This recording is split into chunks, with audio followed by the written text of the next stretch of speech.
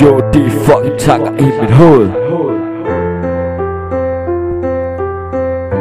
Kan I ikke høre, jeg råber efter hjælp?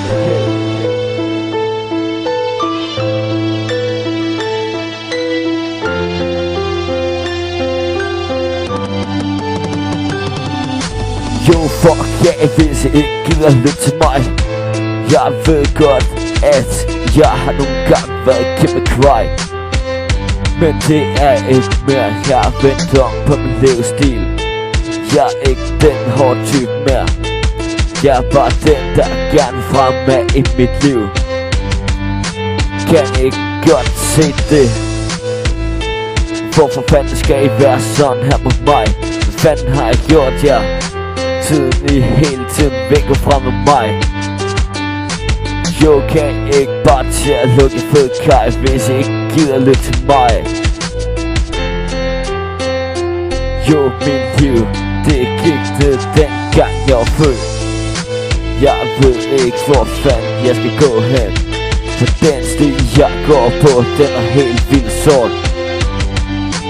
Der kan ikke se en skid. Jeg er fremme rundt i det fucking mørke her. Jeg ved ikke hvor fanden jeg går hen. Kan I ikke godt bare lytte til mig en gang imellem,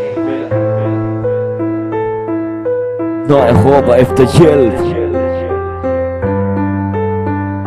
Hør nu efter mig. Jeg kan ikke holde til det her mere.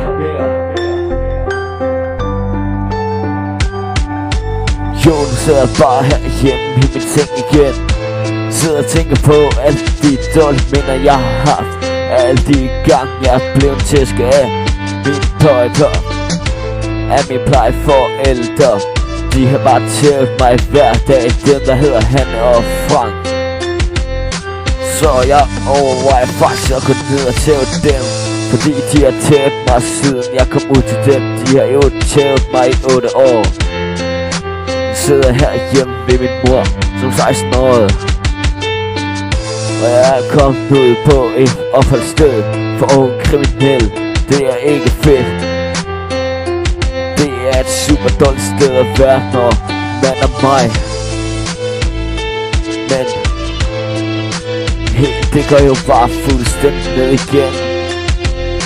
Jeg kommer til at se den lort der kører stål igen, så jeg kan lige så godt fuck det hele op. Ligeglad med alle, jeg er ligeglad. Kan ikke bare fuck det hele op? Fuck yeah. Hvorfor lytter I ikke til mig mere? Fuck yeah. Hvorfor fanden vil I ikke lytte til mig mere? Fuck mit liv. Fuck, det går nedad.